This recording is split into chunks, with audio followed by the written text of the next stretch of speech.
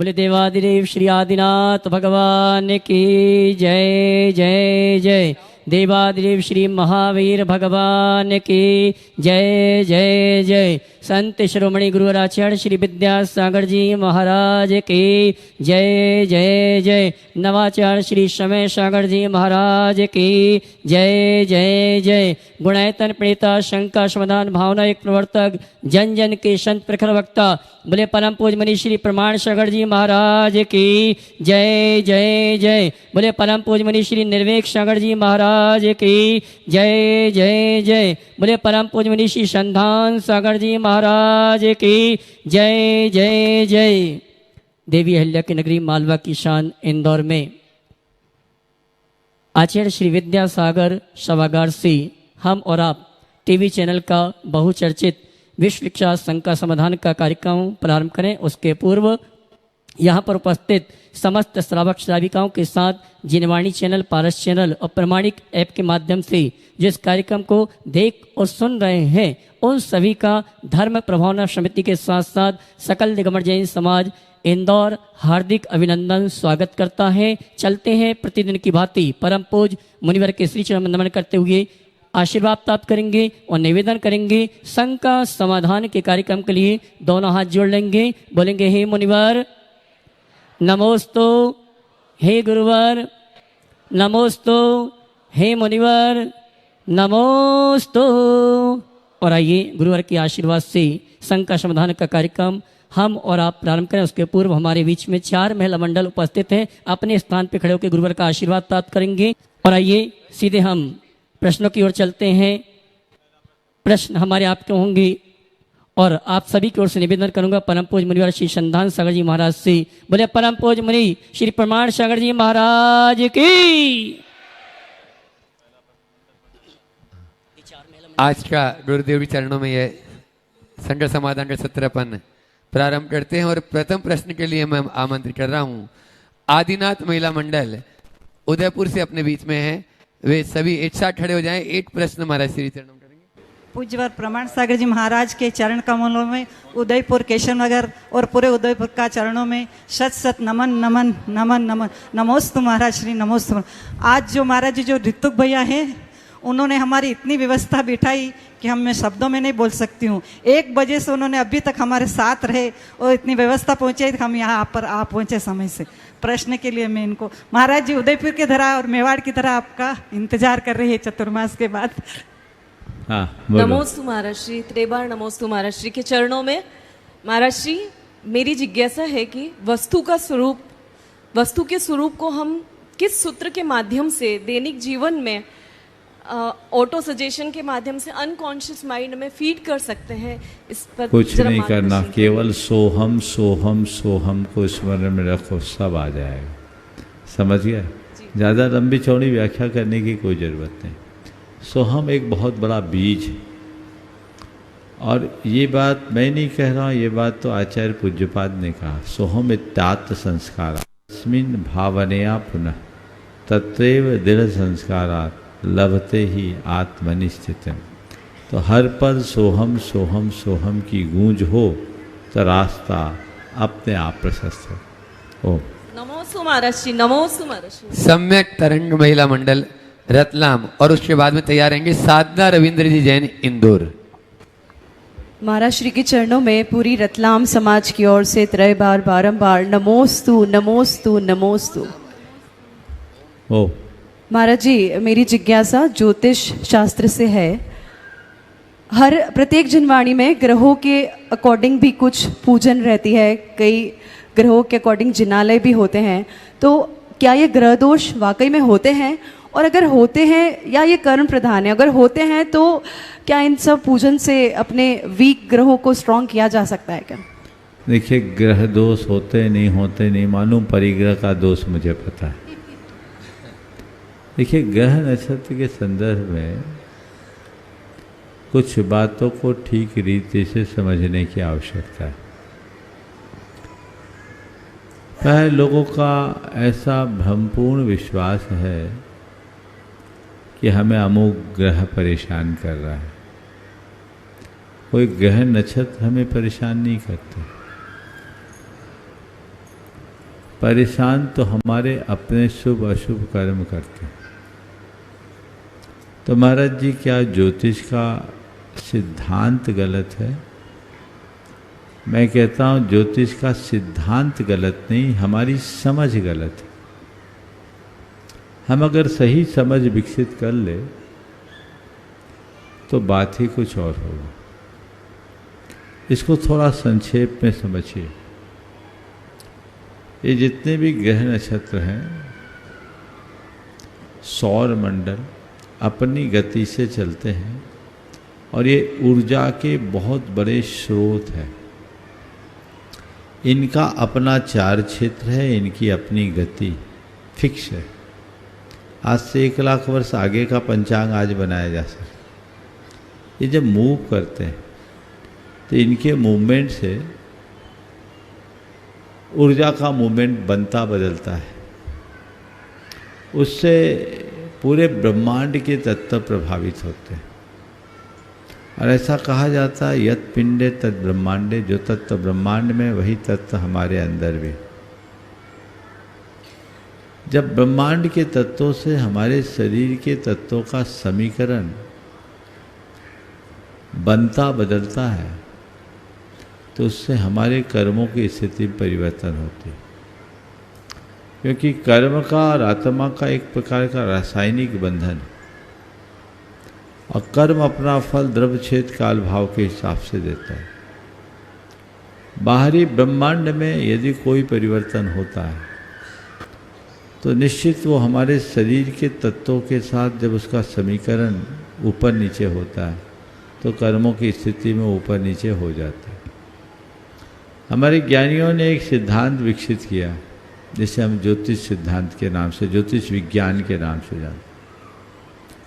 उन्होंने देखा कि इनका तो एक चार क्षेत्र फिक्स है, इनकी गति फिक्स है, तो उस पर ध्यान देकर ये विचार किया गया है कि किस समय कौन से ग्रह की कहाँ स्थिति रहती है तो ब्रह्मांड में कौन से तत्व की प्रधानता हो, और उस समय जन्म लेने वाले बच्चे की जातक की अंदर उसी प्रकार के तत्वों की प्रधानता या अल्पता हो।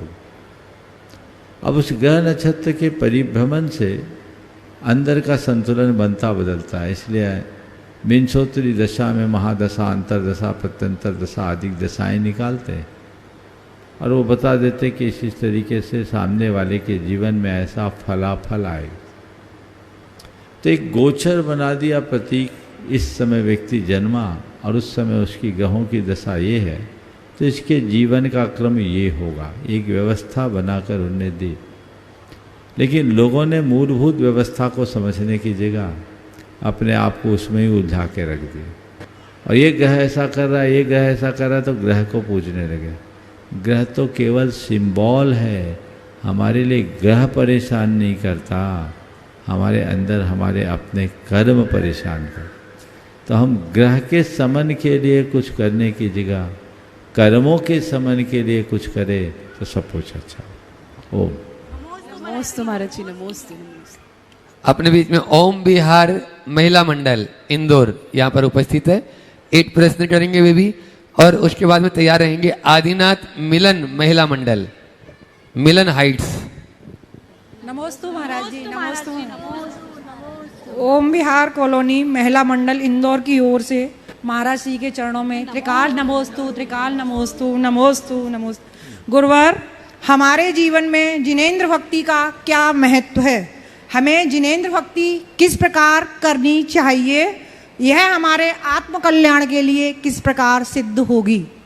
आप लोग रोज पूजन में कहते हैं यह भव समुद्र पार तारन के निमित्त सुविदिठहि अति दृढ़ परम पावन यथारथ भक्तिवर नौका से। जो जिनेंद्र भक्ति भव सागर से पार उतरने का सर्वश्रेष्ठ साधन, कर्म निर्जरा का सशक्त माध्यम, इसलिए हर व्यक्ति को भगवान की भक्ति करनी चाहिए। कहते हैं भक्ति ये जिनवरानम जब खीय दे पूर्व संचयम कम्मम। जिनेंद्र भगवान की भक्ति से पूर्व संचित कर्म नष्ट होते हैं, इसलिए सतत भगवान की भक्ति करने के लिए प्रयत्नशील होना चाहिए। आपने पूछा भगवान की भक्ति कैसे करें। भक्ति के स्वरूप को समझ ले तो भक्ति करने की बात करने की जरूरत नहीं हो। भक्ति क्या है? भाव विशुद्धि युक्त अनुराग का नाम भक्ति है। भगवान के प्रति यदि हमारे हृदय में भाव विशुद्धि युक्त अनुराग बढ़ जाए तो हमारे हृदय से भक्ति की धारा प्रवाहित होगी और यही भक्ति हमारे कर्मों की निर्जरा का आधार है। मिलन हाइट्स महिला मंडल, प्रश्न एक ही करेंगे, 2 प्रश्न न बोलें। अगला। और उसके बाद में साधना रविंद्र जी जैन इंदौर तैयार रहें। मिलन हाइट्स महिला मंडल इंदौर आदिनाथ मिलन महिला मंडल की तरफ से महाराज जी को 3 बार नमोस्तु। भावना जैन से अनुरोध करूंगी, प्रश्न रखें। नमोस्तु महाराज जी। आज के भौतिक युग में प्रार्थनाओं की ऊर्जा किस प्रकार क्रियान्वित और फलित होती है, क्योंकि नई पीढ़ी सभी विषयों पर तर्क चाहती है। उन्हें किस प्रकार वैज्ञानिक तरीके से समझाएं कि वे अपने ईश्वर में विश्वास बनाए रखें और उनका मनोबल कभी न टूटने पाए। बहुत अच्छा सवाल किया है।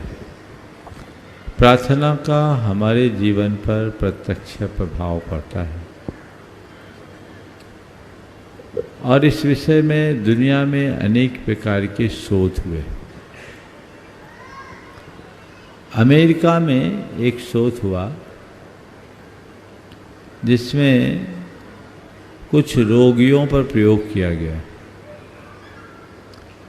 रोगी गंभीर रूप से बीमार थे। उनके चिकित्सा के साथ साथ कुछ लोग उनके लिए प्रार्थना कर रहे थे और उनसे कहा गया आप इनके लिए प्रार्थना करो। कुछ लोगों के लिए नेगेटिव भावना भाई गई और कुछ लोगों का नॉर्मल ट्रीटमेंट दिया गया। जिनके लिए नेगेटिव भावना भाई गई उनकी बीमारी बहुत तेज़ी से बढ़ गई। जिनको नॉर्मल ट्रीटमेंट दिया गया उनकी बीमारी की सुधार की दर नॉर्मल रही, लेकिन जिनके लिए प्रार्थना की गई उनकी बीमारी में तेज़ी से सुधार हुआ। और सबसे चौंकाने वाली बात तो ये थी कि जो लोग प्रार्थना कर रहे थे उन्हें ये नहीं मालूम हम किसके लिए प्रार्थना कर रहे हैं। उनको बस ये कहा गया था कि यहाँ इतने बीमार हैं, इनके लिए आप प्रार्थना करो। और जिनके लिए प्रार्थना की जा रही थी उनको भी ये पता नहीं था कि मेरे लिए कोई प्रार्थना कर रहा है, लेकिन परिणाम सामने था। लोगों के स्वास्थ्य में बहुत तेज़ी से सुधार हुआ। तो एक लंबे प्रयोग के बाद वैज्ञानिकों ने ये निष्पत्ति दी कि प्रार्थना का हमारे जीवन पर प्रत्यक्ष प्रभाव पड़ता है। आपको सुनकर आश्चर्य होगा कि अमेरिका में 125 मेडिकल कॉलेज यूनिवर्सिटीज़ हैं। ये मैं सन 2005 के आंकड़ों के अनुसार बोल रहा हूँ, अब तो बढ़ गए होंगे। उस समय जो मैंने एक आलेख पढ़ा था उसमें लिखा था कि अमेरिका में 125 मेडिकल यूनिवर्सिटीज़ हैं, उनमें से 85 में 85 में प्रार्थना को कोर्स में रखा गया है और वहाँ के अधिकांश डॉक्टर अपने प्रिस्क्रिप्शन में प्रार्थना भी लिखने लगे। हम प्रयोग करें, अनुभव करें, जीवन पर उसका प्रभाव जरूर पड़े। प्रियंका जैन इंदौर और उसके बाद में तैयार रहेंगे पारस ट्रेडर सतना जो डोनाइतन की ट्रस्टी हैं, उनके परिवार से लब्धि जैन सतना। नमोस्तु गुरुदेव। त्रय मुनि राजों के चरणों में बारंबार नमोस्तु। महाराज जी, ताकत और पैसा जीवन का फल है। ताकत और पैसा जीवन का फल है।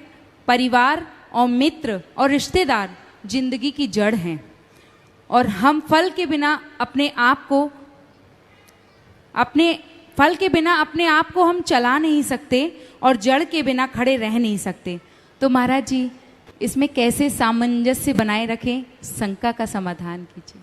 फल के बिना अपने आप को चला नहीं सकते और जड़ के बिना खड़े रह नहीं सकते। तो ये बताओ, बिना जड़ के फल मिलेगा क्या? तो फल खाना है तो जड़ को संभाल कर रखो, जड़ सुरक्षित है तभी तक फल सुरक्षित है, इसलिए फल की जगह हमें मूल्य जड़ को देना। लब्धि जैन सतना और उसके बाद में डॉक्टर अलका विनोद जी कंजोलिया इंदौर। त्रय मुनि राजों को मेरा और मेरी परिवार की तरफ से नमोस्तु नमोस्तु नमोस्तु और सारे छुल्लक जी को नमोस्तु। भगवान, मेरा प्रश्न ये है कि संतुष्टि और असंतुष्टि के बीच में हमें क्या चुनना चाहिए? कहा जाता है जैसी भी स्थिति हो हमें यथास्थिति से संतुष्ट रहना चाहिए, आगे बढ़ चाहिए, पर असंतुष्टि रहने से ही हमें आगे बढ़ने की प्रेरणा मिलती है। कृपया मार्गदर्शन दीजिए। देखिए, संतुष्टि और असंतुष्टि में जब भी चुनाव की बात आए तो संतुष्टि को ही चुनना चाहिए, लेकिन संतुष्टि का मतलब ये नहीं है कि आगे बढ़ने का प्रयास ही न किया जाए।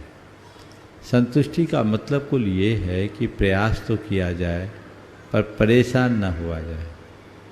हमेशा एक बात ध्यान में रखें कि मेरे हाथ में प्रयत्न है, परिणाम नहीं। मैं अच्छा करने के लिए प्रयत्न करूं और परिणाम को लेकर परेशान न हूं, जो भी आए उसमें संतोष करो। अगर हम संतोष का ये अर्थ करते कि कुछ भी उद्यम मत करो, तो ये संतोष का नकारात्मक लक्ष्य है। संतोष का ये अर्थ नहीं, संतुष्टि का ये भी मकसद नहीं। सब कुछ करो पर आकुलता से मुक्त होकर के करो, अकर्ता भाव से करो, साक्षी भाव से करो, तो जीवन में संतुष्टि भी होगी, आनंद भी होगा और प्रगति भी। डॉक्टर अलका विनोद जी कंजोलिया इंदौर और उसके बाद में आस्था अशोक जी कुसुम जी जैन ग्वालियर, जो गुणायतन के ट्रस्टी भी हैं। समस्त मुनि संघ को नमोस्तु नमोस्तु नमोस्तु। छुल्लक जी को इच्छामी इच्छामी इच्छामी। कहते हैं स्वयं के लिए और दूसरों के लिए हमेशा अच्छा अच्छा बोलना चाहिए, जैसा कि भावना योग में भी बताया गया है।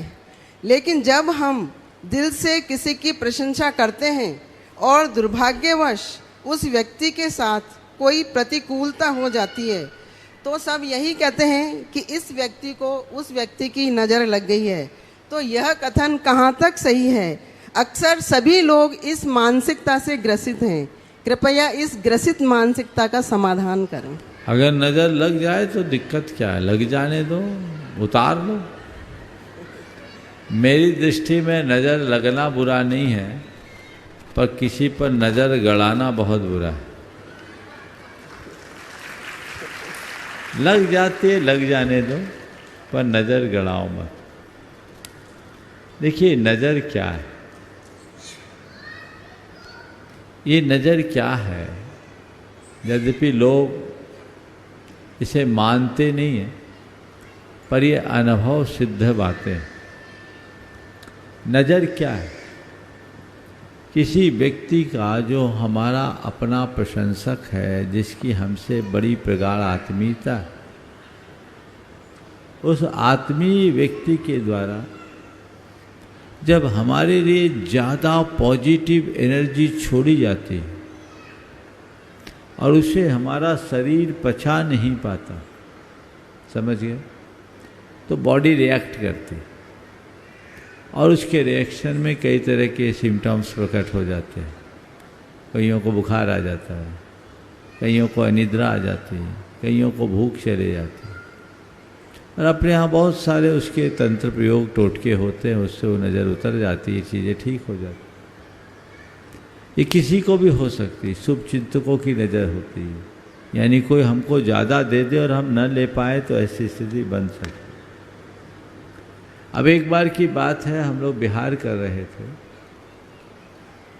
आषाढ़ का महीना था, एक आम का पेड़ था, उस पेड़ की एक डाल में हजारों सैकड़ों की तादाद में आम, बड़े बड़े आम थे, और पूरे पेड़ में कहीं आम नहीं, एक ही डाल में आम। हम लोगों के साथ बहुत सारे लोग चल रहे थे, लोगों ने बोला देखो देखो देखो देखो, इस पेड़ में, इस डाल में कितने आम। आप सुनकर आश्चर्य करोगे, हम लोग उस पेड़ को क्रॉस किए, हाईवे पे पेड़ था, और 50 कदम नहीं चले होंगे और पेड़ की वो डाल धड़ाम से नीचे गिर गई। लोगों ने बोला नजर लग गई। अब जो भी हो एक संयोग, पर किसी के शारीरिक स्वास्थ्य आदि अगर इनसे प्रभावित होते हैं तो उसका यथोचित प्रतिकार करने में बुराई नहीं है। हम लोग तो बचपन से देखते हैं माँ अपने बच्चे के माथे पे काला टीका लगाकर डिठौना बनाती है क्योंकि बच्चे पर नजर न लगे, है ना। अपना कोई मकान बनाते हैं तो जूता, झाड़ू और चप्पल और काला मटका टांग दिया जाता है, कहते हैं नजर न लगे। ये सब क्या है? ये टोटका यानी एक युक्ति है कि व्यक्ति की दृष्टि पहले उस काले काजल पर जाए या काली वस्तु पर जाए, उसके सौंदर्य पर न जाए, ताकि बहुत ज़्यादा पॉजिटिव वेव्स ना आए। हालांकि विज्ञान इस बात को नहीं मानता, इसलिए मैं ये बात आपसे नहीं कहता कि नज़र अजर लगती है कि नहीं लगती, पर मैं ये ज़रूर कहूँगा कि यदि लग जाए तो परेशान होने की ज़रूरत नहीं है। बहुत सारे साधन हैं, पल में उतार लो। आस्था सो कुसुम जी जैन ग्वालियर जो गुणायतन की ट्रस्टी हैं अपना प्रश्न कर रहे हैं, और उसके बाद में अच्छा भैया जो अहरनिश लगे रहते हैं सेवा में, तैयार रहेंगे अपनी पूरी टीम के साथ। मेरे और मेरे परिवार की तरफ से सभी मनुजन को नमोस्तु नमोस्तु नमोस्तु। एक नज़र में दिखता है सब कुछ ठीक, पर भीतर घाव है गहरे। सफलता की दौड़ में भागते भागते खुद को भूल गए हैं कहीं। मोबाइल का नशा, नौकरी, पैसा, प्रतिष्ठा, ये सब कुछ जीवन का मकसद बना लिया है। पर क्या यही है जीवन का सार? क्या खुशी सिर्फ इन्हीं चीज़ों में है? अंधेरे कमरे, खामोशी घनी, सवालों का तूफान मन में है। जीने की चाहत, मरने की जल्दी, कौन समझाए इस युवा मन की पीड़ा की गहराई। जैन जी, आज का युवा जैसे लोग छोटी सी बातों से हार कर डिप्रेशन का शिकार या सुसाइड जैसे कदम उठा रहे हैं। आओ मिलकर बनाएं एक नया समाज, जहां हर कोई महसूस करे अपनापन, जहां हर कोई खुश रहे, संतुष्ट रहे, जहां हर कोई अपना सपना पूरा कर सके। महाराज श्री कृपया समाधान करिए कि किस प्रकार पहल की जाए और सब जैन एवं अजैन को प्रेरित कर ये सुसाइड और डिप्रेशन जैसे चीज़ें खत्म की जाएं।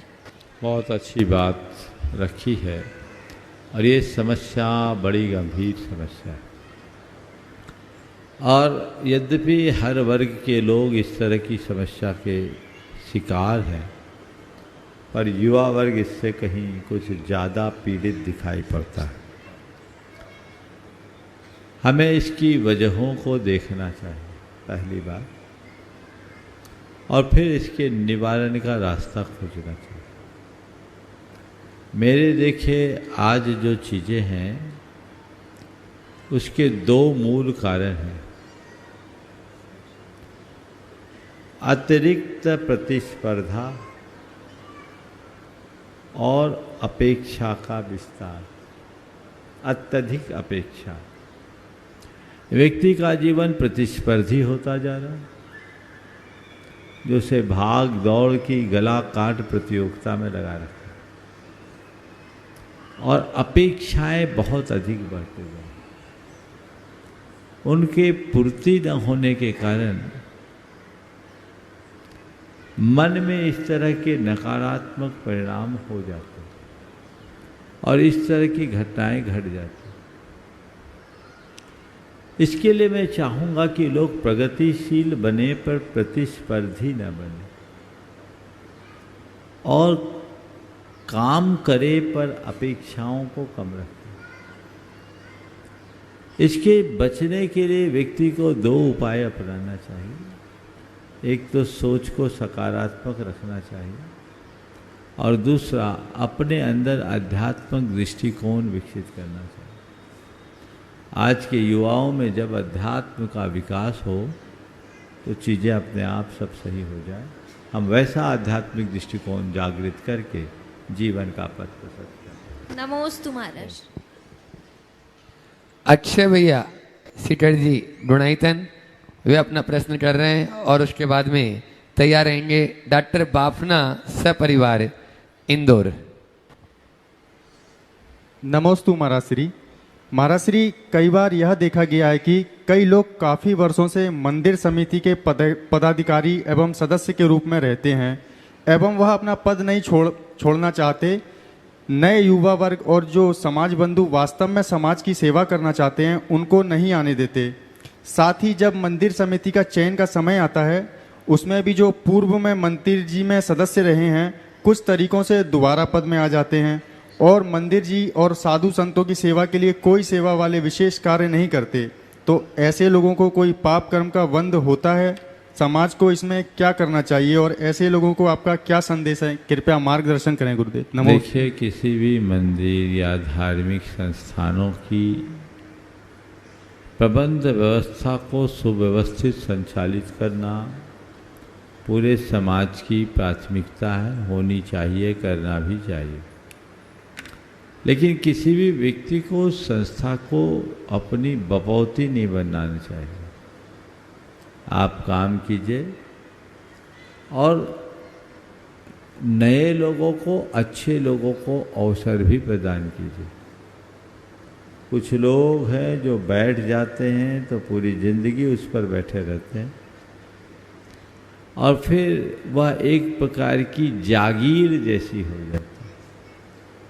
उससे वहाँ की व्यवस्थाएं छिन्न भिन्न हो जाती है और नए लोग भी हतोत्साहित होते हैं, उनकी प्रतिभा भी कुंठित होती है।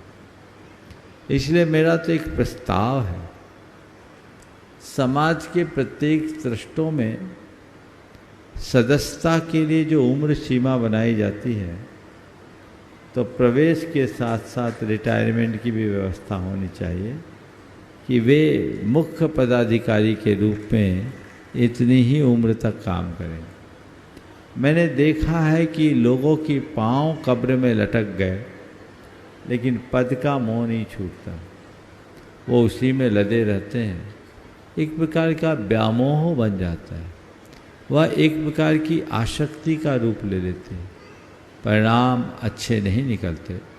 इसलिए हमें चाहिए कि हम इन बातों पर गंभीरता से विचार करें, नए लोगों को अवसर दें और जो दायित्व हमने संभाला है उसको ठीक तरीके से अपनाएं, उसका अच्छे से निर्वाह करें, पालन करें और साधु संतों की उत्तम से उत्तम व्यवस्था करें।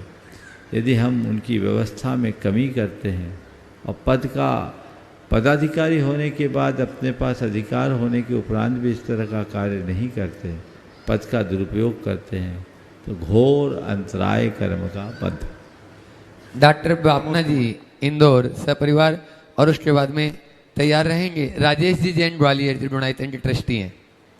नमोस्तु मुनिश्री, मेरे और मेरे परिवार के ओर से प्रश्न ये है कि जीवन पर्यंत जो एक द्रव्य का त्याग करता है और 12 व्रती भी क्या पंचम गुण स्थान प्राप्त कर लेते हैं? फिर दोनों के इसमें क्या अंतर है? दोनों का त्याग तो बहुत ज्यादा अंतर है, पर देखिए, जीवन पर्यंत किसी एक वस्तु का त्याग करना एक वस्तु के त्याग रूप यम है और 12 व्रत को लेना एक संयम है।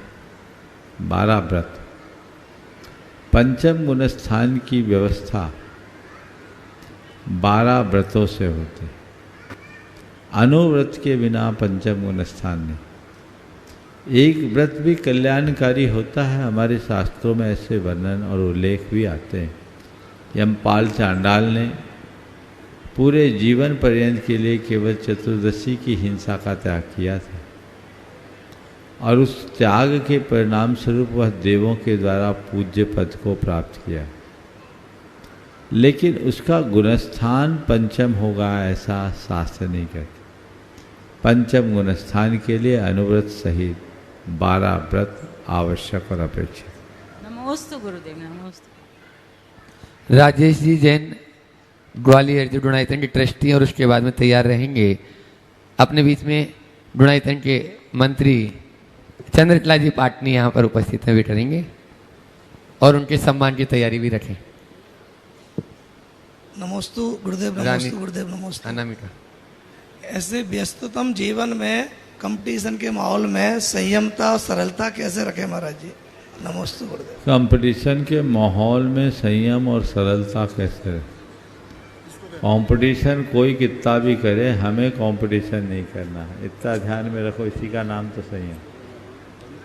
यदि हम अपने जीवन की प्राथमिकताओं को सुनिश्चित कर लेते हैं तो हमें कहीं कोई कठिनाई नहीं। जिनकी दृष्टि में अध्यात्म होता है उनके जीवन में ये सब बातें सहज समाहित। नमोस्तु गुरुदेव, नमोस्तु नमोस्तु। चंद्रकला जी पाटनी, जैसा कि मुझे मालूम हुआ कि अभी कल वो जा रही हैं, तो इसलिए यहाँ की कमेटी उनका सम्मान करना चाह रही है। आप लोग भी जोरदार तालियों से उनका सम्मान करें, जो कोई परिचय के मोहताज नहीं। पूज्य महाराज गुरुवर के और पूरे संघ के अनन्य भक्ति इनके अंदर में टूट टूट के भरी हुई है। आपकी तालियों में कंजूसी न करें, जोरदार तालियों से उनका स्वागत अभिनंदन करें। रानी दोषी और अनामिका जी बाटलीवाल वे आए और उनका यहाँ पर सम्मान करें। जगत के सब जीवों और उसके बाद में तैयार रहेंगे संपत जी गणपतौर उदयपुर और रेखा जी गंगावत उदयपुर। जगत के सब जीवों की तरफ से और मेरी तरफ से मुनिराजों के चरणों में नमोस्तु, छुल्लक जी महाराज के चरणों में इच्छामी। महाराज श्री विचार और व्यवहार जीवन में बहुत महत्व रखते हैं। तो एक विचार व्यवहार बदल देता है और एक व्यवहार विचार बदल देता है। तो हम अपने विचारों को और व्यवहार को उत्कृष्ट कैसे बनाएं? बहुत अच्छा सवाल है। विचार और व्यवहार हमारे जीवन में बहुत महत्व रखते हैं। एक विचार व्यवहार बदल देता है और एक व्यवहार विचार बदल देता है। आपने पूछा है कि इन दोनों के मध्य हम समन्वय कैसे बनाएं। मैं ये कहूँगा कि यदि हमारे विचार सकारात्मक होंगे तो हमारे व्यवहार में भी शालीनता होगी। तो सकारात्मकता को आत्मसात कर लें। अगर विचारों में सकारात्मकता होगी, व्यवहार में शालीनता आएगी, तो हम ये दोनों बातों को अपने जीवन में घटित करने में समर्थ हो जाएं। जिनके विचारों में नकारात्मकता है और व्यवहार में अशालीनता है, उनके साथ ये दोनों प्रकार की विसंगतियाँ बनती हैं। इसलिए हमें अपना लक्ष्य बनाना चाहिए। विगत दिनों से 3-4 दिनों से जो प्रवचन हुए उसका मूल प्रतिपाद्य भी यही है कि हम अपने विचारों को सकारात्मक दिशा दें, नकारात्मकता से बचें और अपने व्यवहार में भी पूरी तरह सकारात्मकता। महाराज श्री, आप लोग का पूरे संघ का हमको आशीर्वाद मिलता है, वही हमारे लिए सम्मान है। ये सम्मान हमारे लिए बहुत सुंदर करतल ध्वनि कर देगा। जोरदार ताली से। संपत जी गणपतौर उदयपुर केशवनगर और रेखा जी गंगावत उनके साथ में रहेंगे। और उसके बाद में अपने बीच में RK मार्बल से सुशीला जी पाटनी यहाँ पर उपस्थित हैं, वे तैयार रहेंगे। वात्सल्य मूर्ति परम पूज्यवर गुरु चरणों में सत सत नमन। मुनिश्री के चरणों में सत सत नमन महाराज श्री और दोनों का चरणों में नमस्तु। मैं आज अकेले आई पहली बार।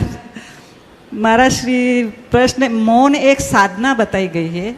मौन एक साधना बताई गई है और सोच समझकर बोलना एक कला बताई है। सोच समझकर बोलना एक कला बताई, वो तो ठीक है, समझ में आ जाता।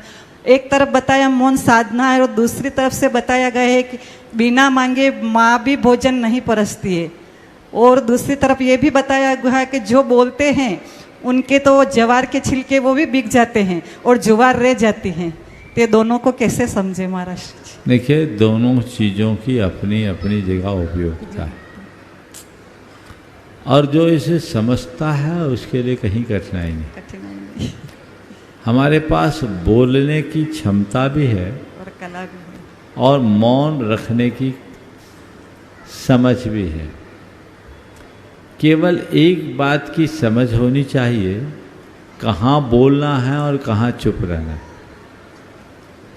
हम लोग गड़बड़ करते हैं, मौन रहने की जगह बोल पड़ते हैं और बोलने की जगह में मौन रह जाते हैं। इसलिए मामला उलट पलट जाता है। आज से एक लक्ष्य बनाएं, अपने भीतर समझ विकसित करें। जहाँ आवश्यक हो वहाँ बोलें और जहाँ जरूरत ना हो वहाँ मौन रहे। जीवन देश के भामासा श्रीमान अशोक जी पाटनी की धर्मपत्नी सुशीला जी पाटनी सहज सरल और मृदुभाषी गंगावत जी गए। हाँ रेखा जी झंडावती कर रही, करो, बोलो उदयपुर। उधर पहले हो जाए। मुनित्रय के चरणों में बारंबार नमोस्तु नमोस्तु नमोस्तु। महाराज जी एक जिज्ञासा है, आजकल अति प्रतिस्पर्धी जो अभी इन्होंने पूछा था उसके साथ में महत्वाकांक्षाएं भी जुड़ जाती हैं, उसमें अपनी फिजिकल, इमोशनल और मेंटल हेल्थ को हम कैसे इंटैक्ट रख सकते हैं? देखिए, फिजिकल, इमोशनल और मेंटल हेल्थ को ठीक करना है तो अपना स्पिरिचुअल लेवल ठीक कर लो, चीज़ें अपने आप ठीक हो जाएगी। हम स्पिरिचुअल लेवल पर बहुत वीक हैं, हम वेलनेस की बात करते हैं पर इलनेस का रास्ता चुनते हैं। हम जब तक अपने आप को आध्यात्मिकता से नहीं जोड़ते तब तक अपने जीवन में संतुलन ला ही नहीं सकते। इसलिए अपने आप को आध्यात्मिकता से जोड़ने के लिए सचेत है। पूरे देश की महिलाओं का नेतृत्व करने वाली सुशीला जी पाटनी अब अपना प्रश्न कर रही हैं, जिनके प्रश्न भी बहुत अच्छे होते हैं। और उसके बाद में धर्म प्रभावना समिति के अध्यक्ष अशोक जी रानी दोषी तैयार रहें। तीनों महाराजों के चरणों में नमोस्तु। छोलक जी इच्छा में, महाराज श्री जी जैसे एक उपवास करते हैं, कोई 15 उपवास, कोई 30 उपवास, कोई 4 महीने के उपवास भी करते हैं, और कैसे एक उपवास भी नहीं हो पाता है। तो महाराज से मेरी शंका यह है कि क्या ये आत्मबल अपन आगे से लेके आते हैं कि या कोई पुण्य से मिलता है जो इतना मतलब आत्मबल मिल जाता है उपवास करने का? बहुत अच्छा सवाल किया। देखिए, व्रत उपवास करना एक बड़ी साधना है, और ये साधना में मनोबल तो काम करता ही है, लेकिन मनोबल के साथ साथ शारीरिक स्वास्थ्य की अनुकूलता भी अपेक्षित होती है। हमारा शरीर अनुकूल हो तब तो हम उपवास कर पाएंगे, और शारीरिक अनुकूलता में नाम कर्म की पुण्य प्रकृतियों के साथ साता वेदनी का उदय और वीर्यांतराय कर्म का क्षोभम चाहिए। अगर बोल चाल की भाषा में कहूँ तो मैं ये कह सकता हूँ, प्रबल पुण्य का संबल चाहिए। जब तक पुण्य प्रगाढ़ नहीं होगा आप चाह कर भी नहीं कर पाएंगे। एक ही उपवास में जिसका पित्त भड़क जाए वो आगे क्या करेगा? तो महाराज कोई रास्ता तो बताइए। अभ्यास करें, धीरे धीरे धीरे धीरे अभ्यास से अपने कर्म का निर्मूलन किया जा सकता है, और कर्म निर्मूलन के साथ अपनी स्थितियों को अनुकूल बनाया जा सकता है। इसलिए सतत अभ्यास बनाए। एक बहन जी से उपवास नहीं होता था, वो बोलते थे कि महाराज मैं जब भी उपवास करती हूँ तो मुझे बहुत उल्टियाँ हों। चातुर्मास का समय था, उन दिनों में अष्टमी चतुर्दशी उपवास करता था। मैंने कहा एक काम करना, जिस दिन मेरा उपवास हो उस दिन तुम भी उपवास करना, और ऐसा करना पहले 12 बजे तक का त्याग करना, फिर धीरे धीरे करना। उन्होंने मेरी बात का अनुकरण किया, 12 बजे तक का त्याग किया। 12 बजे मैंने पूछा कैसा लग रहा? अच्छा लग रहा। बोला अब क्या करना? बोला आगे बढ़ाना। बोला 4 बजे तक का त्याग करना। 4 बजे का त्याग कराया, 4 बजे आई हम। बोले कैसा लग रहा है? बोला अच्छा लग रहा है। बोला अब क्या करना? बोला आप उपवास दे दो। बोले उल्टी तो नहीं? बोले बिल्कुल नहीं हुई। उनने पूरा उपवास कर लिया। पहले बार के उपवास में थोड़ी लसपस्त हुई, लेकिन उसके बाद का परिणाम ये निकला कि वो हर अष्टमी चतुर्दशी उपवास करने लगी, और आज वो कर्म दहन का उपवास कर चुकी। अभ्यास तो ये चीज़ें धीरे धीरे प्रैक्टिस में लाना होगा। पहली बार उपवास करोगे तो हालत टाइट होगी। सुन लो ध्यान से। पहली बार जो जीवन में पहला उपवास करते हैं उनकी हालत टाइट होती। दूसरी बार जब उपवास करोगे तो थोड़े लाइट हो जाओगे, समझ गए? और तीसरी बार उपवास करोगे तो एकदम राइट हो जाओगे, पता ही नहीं लगेगा कि उपवास किए हैं कि भोजन किए। इसलिए अभ्यास कीजिए। और ये सुझाव मैं पुरुषों को देना चाहता हूँ।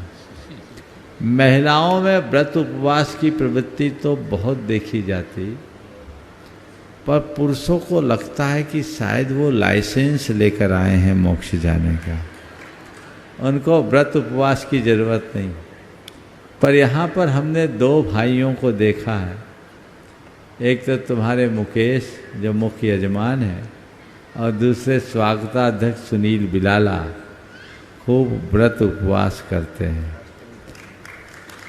10 वाले नहीं बोल रहा हूँ, 20 वाले। 10 तो तुम लोग कर लोगे थोक में, साल में हो गए। नवीन बोल रहे हम 10 करते हैं। महीने में 2 उपवास का अभ्यास करो, 2 नहीं तो 1 करो। धीरे धीरे अभ्यास से बहुत बड़ा बदलाव। समय हो गया, यहीं पर विराम। बोलिए परम पूज आचार्य गुरुवा श्री विद्यासागर जी महाराज। जय जय जय।